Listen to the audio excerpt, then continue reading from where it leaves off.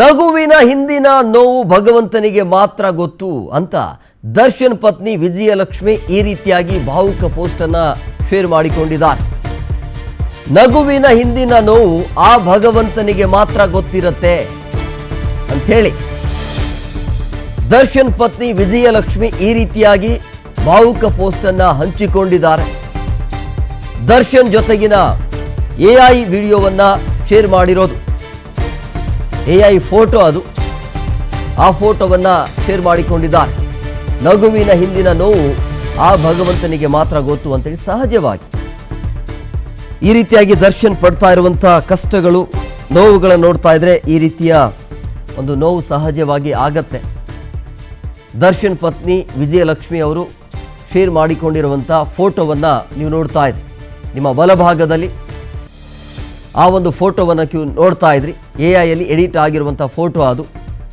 ಅದರಲ್ಲಿ ಬರೆದುಕೊಂಡಿದ್ದಾರೆ, ಅಂದರೆ ನಗುವಿನ ಹಿಂದಿನ ಆ ನೋವು ಭಗವಂತನಿಗೆ ಮಾತ್ರ ಗೊತ್ತು ಅಂಥೇಳಿ. ದರ್ಶನ್ ಜೊತೆಗಿನ ಎಐ ಫೋಟೋ ಅದು. ಆ ಫೋಟೋವನ್ನು ಈಗ ಶೇರ್ ಮಾಡಿಕೊಂಡಿರುವಂಥದ್ದು. ಸಾಕಷ್ಟು ಪ್ರಯತ್ನ ಆಗ್ತಾ ಇದೆ. ದರ್ಶನ್ ಅವರನ್ನು ಹೊರಗಡೆ ತರಬೇಕು ಅನ್ನುವಂಥ ಶತ ಪ್ರಯತ್ನ ವಿಜಯಲಕ್ಷ್ಮಿ ಅವರು ಮಾಡ್ತಾನೆ ಇದ್ದಾರೆ. ಬಟ್ ವರ್ಕ್ ಆಗ್ತಾ ಇಲ್ಲ. ಯಾಕೆ ವರ್ಕ್ ಆಗ್ತಾ ಇಲ್ಲ ಅಂತ ಹೇಳಿದ್ರೆ ಈ ಅಭಿಮಾನಿಗಳ ಎಡವಟ್ಟಿನಿಂದ, ಅಭಿಮಾನಿಗಳು ಮಾಡಿಕೊಡ್ತಾ ಇರುವಂಥ ಎಡವಟ್ಟಿನಿಂದಾಗಿ ಆಗ್ತಾ ಇರುವಂಥ ಎಡವಟ್ಟುಗಳು, ಸಮಸ್ಯೆಗಳು ಇವೆ. ಹೇಗೋ ಹೊರಗಡೆ ಬರುವಂಥ ಪ್ರಯತ್ನ ಆಗತ್ತೆ, ಆ ಪ್ರಯತ್ನ ನಡೀತಾನೆ ಇರುತ್ತೆ. ಮಧ್ಯದಲ್ಲಿ ಆ ಒಂದು ದರ್ಶನ್ ಮೇಲೆ ಇರುವಂಥ ಪ್ರೀತಿಯಿಂದಾಗಿ ಏನೋ ಒಂದು ಎಡವಟ್ಟು ಮಾಡಿಕೊಳ್ತಾ ಇದ್ದಾರೆ. ಸೊ ಹಂಗಾಗಿ ಸಹಜವಾಗಿ ದರ್ಶನ್ ಅವರ ಮುಖವನ್ನು ನೋಡೋಕ್ಕಾಗದೆ, ಹೊರಗಡೆ ತರಕ್ಕಾಗದೆ ಈ ರೀತಿಯಾಗಿ ದರ್ಶನ್ ಅವರ ಪತ್ನಿ ಪರದಾಡ್ತಾ ಇರೋದು, ಈಗ ನೋವಿನ ಸಂಗತಿಯನ್ನು ಹೊರಗಡೆ ಹಾಕಿರೋದು. ಈ ಬಗ್ಗೆ ಮತ್ತಷ್ಟು ಮಾಹಿತಿ ನೀಡ್ತಾರೆ ನಮ್ಮ ಪ್ರತಿನಿಧಿ ರಕ್ಷಾ. ಫೋನ್ ಸಂಪರ್ಕದಲ್ಲಿದ್ದಾರೆ. ರಕ್ಷಾ, ಈಗ ಬಹಳ ಬೇಸರದ ಪೋಸ್ಟ್ ಇದು. ದರ್ಶನ್ ಪತ್ನಿ ವಿಜಯಲಕ್ಷ್ಮಿ ಅವರದ್ದು ಭಾವುಕ ಪೋಸ್ಟನ್ನು ಹಂಚಿಕೊಂಡಿರೋದು. ಹಿಂದಿನ ಏನು ಅಂದರೆ ಈ ಒಂದು ಪೋಸ್ಟನ್ನು ನೋಡ್ತಾ ಇದ್ರೆ ಮತ್ತಷ್ಟು ದಿನಗಳ ಕಾಲ ದರ್ಶನ್ ಅವರು ಒಳಗಡೆ ಇರುವಂಥ ಪರಿಸ್ಥಿತಿನ, ಅಥವಾ ಹೊರಗಡೆನೇ ಬರೋದಿಲ್ಲ ಅನ್ನುವಂಥ, ಅಥವಾ ದರ್ಶನ್ ಇಲ್ಲದೆ ಇರುವಂಥ ನೋವು ಕಾಡ್ತಿದೆಯಾ ಹೇಗೆ ಅಂತ?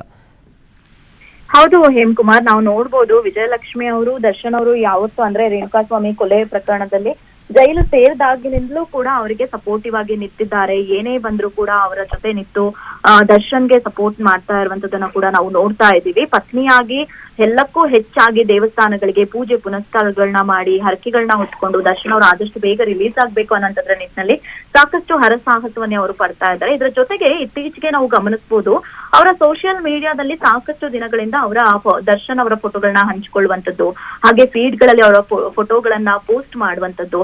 ಈ ಹಿಂದೆ ಕೂಡ ದರ್ಶನ್ ಅವರು ಒಂದು ಹಿಂದಿ ಹಾಡನ್ನ ಹಾಡಿದಂತನ ಒಂದು 4-5 ದಿನದ ಹಿಂದೆ ಅಷ್ಟೇ ಅವರು ಪೋಸ್ಟ್ ಮಾಡಿದ್ರು. ಅಭಿಮಾನಿಗಳಿಗೆ ಒಂದು ಬಿಗ್ ಸರ್ಪ್ರೈಸ್ ಅನ್ನ ಕೂಡ ಕೊಟ್ಟಿದ್ರು. ಈಗ ವಿಜಯಲಕ್ಷ್ಮಿ ಅವರು ಈ ರೀತಿಯಾಗಿ ಒಂದು ಪೋಸ್ಟ್ ಅನ್ನ ಹಾಕೊಂಡಿದ್ದಾರೆ.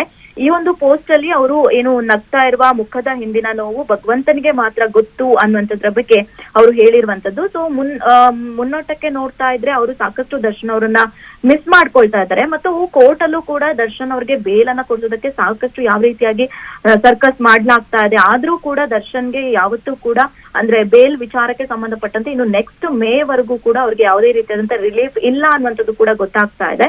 ಹೀಗಾಗಿ ದರ್ಶನ್ ಅವರನ್ನ ಈಗ ಮಿಸ್ ಮಾಡ್ಕೊಳ್ತಾ ಇರುವಂತ ವಿಜಯಲಕ್ಷ್ಮಿ ಅವರು ಅವರನ್ನ ನೆನಪುಗಳನ್ನ ಪದೇ ಪದೇ ಸೋಷಿಯಲ್ ಮೀಡಿಯಾದಲ್ಲಿ ಹಾಕೊಳ್ತಾ ಇರ್ತಾರೆ. ಅವರ ಫೋಟೋಗಳನ್ನ ಹಂಚ್ಕೊಳ್ತಾ ಇರ್ತಾರೆ. ಅವರು ಟ್ರಿಪ್ ಹೋದಂತ ಸಂದರ್ಭದಲ್ಲಿ ತೆಗೆದಂತ ಒಂದಷ್ಟು ಫೋಟೋಗಳನ್ನ ಕೂಡ ಅವ್ರು ಹಂಚ್ಕೊಂಡಿದ್ದಾರೆ. ಅದೇ ರೀತಿ ಈಗ ಈ ಒಂದು ಎಐ ಅಲ್ಲಿ ಕ್ರಿಯೇಟ್ ಮಾಡಿರುವಂತ ದರ್ಶನ್ ಮತ್ತು ವಿಜಯಲಕ್ಷ್ಮಿ ಅವರ ಫೋಟೋವನ್ನ ಸ್ಟೋರಿ ಹಾಕೊಂಡಿರುವಂತ ವಿಜಯಲಕ್ಷ್ಮಿ ಅವರು ಈ ರೀತಿಯಾಗಿ ಬರೆದುಕೊಂಡಿದ್ದಾರೆ. ಸೊ ಬರೆದುಕೊಂಡಿರುವಂತದ್ದು ನೋಡಿದ್ರೆ ನೀವು ಹೇಳ್ದಂಗೆನೆ ಅವರು ಸಾಕಷ್ಟು ಮಿಸ್ ಮಾಡ್ಕೊಳ್ತಾ ಇದ್ದಾರೆ.